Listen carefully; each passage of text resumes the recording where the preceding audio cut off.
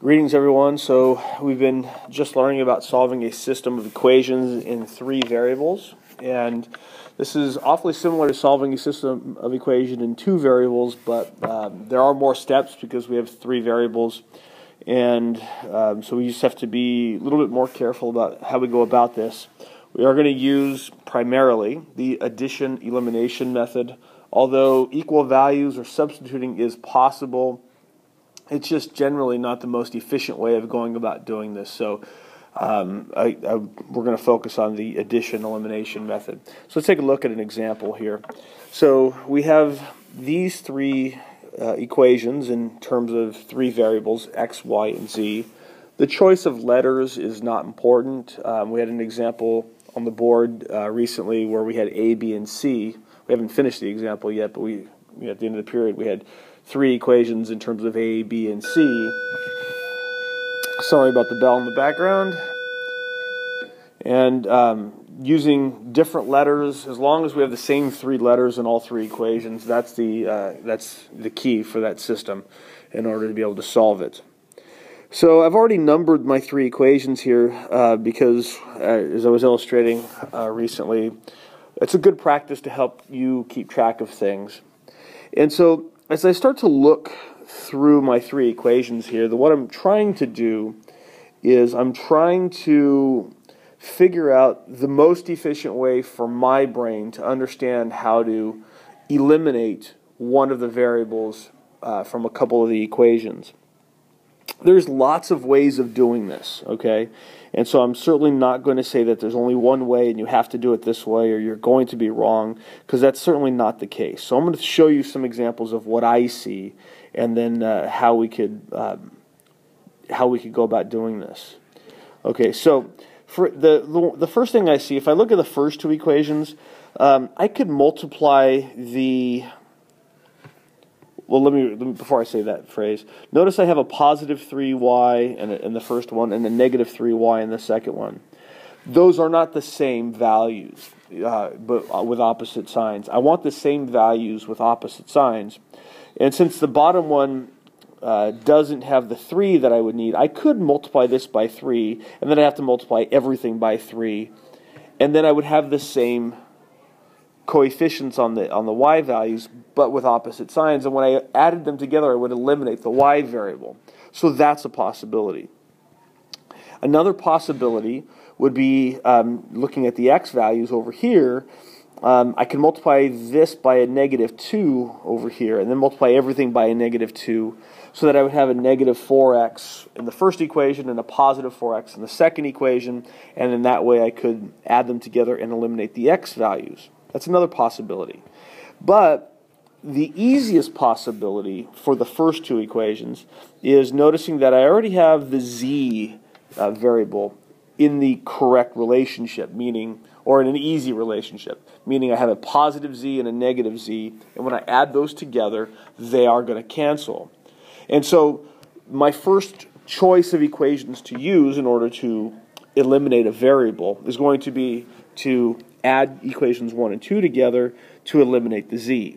Now I don't have to start with equations 1 and 2. I might see another relationship between equations 1 and 3 or 2 and 3 that I could use right away. If that works better for me, then by all means, or better for you, by all means do it. What I have to be able to do is accomplish the goal of solving the problem. Sorry about the bells in the background. My point is, you need to be able to see the patterns correctly to get to the correct answer. And the easiest way, in my opinion, for equations 1 and 2 would be just to add them together, because the z's will cancel and I'll be left with an equation with just x and y. And that's what we're trying to do right now, is eliminate a variable.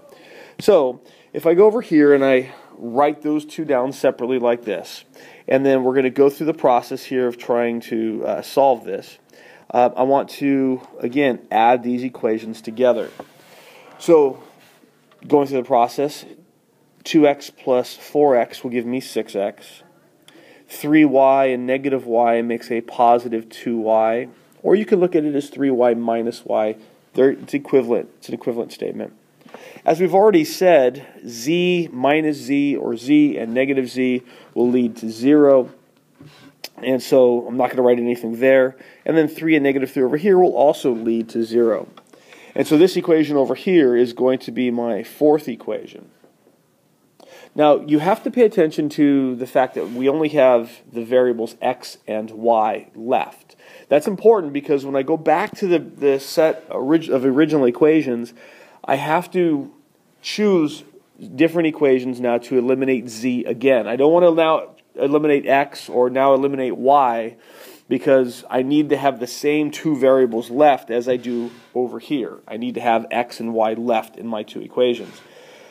So that's an important thing to consider. So when I go back over here and I consider which two equations I want to try to eliminate the variable z from, I could choose equations 1 and 3, or I can choose equations 2 and 3. I can't choose 1 and 2 again because I've already used equations 1 and 2. So I'm going to use either 1 and 3 or 2 and 3. In fact, for this one here, I'm going to use equations 2 and 3 because, well, if I use equations 1 and 3, then I'd have to multiply by a negative 3, which is not a big deal, but you know, it's an extra thing to account for in keeping track of what's going on. So I'm not going to do that. I'm going to eliminate equations or z from equations 2 and 3 by just having to multiply by a positive 3, because that will give me a negative 3z in the second equation, and then when I add that to the 3z in the third equation, they are going to cancel, and I'll be left with things in terms of just x and y. So I want 3 times equation 2 plus equation 3. So let me go over here. So 3 times equation 2, and then I'm going to have equation 3. I'm going to pause the video and write those out before I continue talking. Okay, so again, I got to multiply equation 2 by 3. So notice what I've done here. I left me a little space in between the two equations, and then I wrote 3 times the left-hand side of the equal sign, 4x minus y minus z, is equal to 3 times the right-hand side, 3 times negative 3. I got to make sure I multiply every term by 3. Now, you don't have to write this step separately necessarily. Just make sure you do it accurately. I wrote it separately here so people can see exactly what's going on, so there's no confusion when you go back and when you watch this video to see what's going on. So now I'm going to distribute the 3, and that's going to give me a 12x minus 3y minus 3z is equal to negative 9. And so now that's the equation I'm going to use when I add my two equations together in order to eliminate the z variable from the two equations. Alright, so I have 12x and negative x, which makes 11x. I have a negative 3y and a positive 2y, which gives me a negative y. And then negative 3z and 3z make 0. I'm not going to write it. Negative 9 and negative 5 is negative 14. Alright, and this is going to be my equation 5. Now I'm going to go back over here real quick, and I'm going to write down equation 4 underneath this one here. So 4 is 6x plus 2y equals 0. So 6x plus 2y is equal to 0. So now I'm down to an Algebra 1 question, trying to solve a system of two variables in two equations. And so from this one here, we can use either equal values method, addition elimination method, substitution, whatever makes us happy, whatever we can accomplish to get the right answer. Notice though, if I try elimination immediately, I'm not going to cancel any of the variables out. But hopefully you can see if I multiply equation number 2 by 2, I will be able to then cancel the negative 2y and the positive 2y and eliminate y. So I'm going to do that method over here. So I'm going to need twice 5. So I'm going to write that over here, 2 times equation 5. And then I'm going to need equation 4. So actually, I don't want to write it that close. Let's give me a little bit of space. So going back over here, 2 times equation 5, and that's going to be 11x minus y equals negative 14. So 2 times 11x minus y is equal to 2 times negative 14. I'm just going to go back and double check that real quick. 11x minus y equals negative 14. Okay. And then 6x plus 2y is equal to 0. Once again, I'm going to distribute, and I will distribute the 2 to give me a 22x minus 2y is equal to negative 28. And then from here, I'm going to need to add the two equations together. And when I add the two equations together, I'm going to get 22x plus 6x is 28x. Negative 2y and 2y make 0. And then negative 28 and 0 is still negative 28. Not sure I like that color. Not very bright. And so now I just have to divide both sides by 28. Negative 28 divided by 28 is going to be negative 1. Note we're not done here because I need to find x, y, and z. I've only found x. And so I have a couple different choices to find y. I could use either equations 4 or 5 to find y. It doesn't matter which one you choose. They both will give you the same answer if you've done everything correctly. And actually, that's a nice way to check your work. If you try it in 4 and you get an answer, and then you try it in 5 and you get a different answer, you know there's a mistake somewhere. Okay, so it's a good way to be cautious and check your work by doing that. I'm going to use the 6x plus 2y is equal to 0. And so 6x, x is negative 1, plus 2y is equal to 0. So that gives me negative 6 plus 2y is equal to 0. And so I'm going to add the 6 to both sides. I get 2y is equal to 6. Divide both sides by 2, and we get y is equal to 3. All right, now that I have x and y, I need to figure out what z is. X is negative 1, y is 3. What is z? Well, I got 3 equations I could choose from in order to solve for z. I could use equations 1, 2, or 3, any of the original ones. Like I said a moment ago, when solving for y, equations 4 and 5 would have to give me the same value of y if this is correct. If I choose one of these equations, any one of these equations, I should get the answer as I would if I choose a different equation. So choosing equation 1 has to give me the same answer as 2 and 3.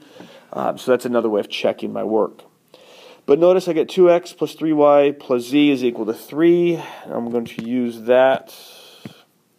2x plus 3y plus z is going to equal to 3. And that's a little sloppy in here. Let me fix that. I do want to check it just to make sure. 2x plus 3y plus z is equal to 3. All right. So that's negative 2 here plus 9 plus z is equal to 3. So I'm going to add the negative 2 and the 9 together to get 7 plus z is equal to 3. I need to subtract the 7 from both sides, giving me z is equal to negative 4. 3 minus 7 is negative 4. So negative 1, 3, and negative 4 is the answer. Negative 1, 3, and negative 4. You should write it as an ordered pair. And when you write it as an ordered pair, you should write in alphabetical order, x, y, and z. And that is how you do this type of problem. You will be tested on this. It will come up multiple times. You do want to study step by step what we did here. If you need more help, come and see me or ask me for more videos. Hopefully this was understandable. Go study.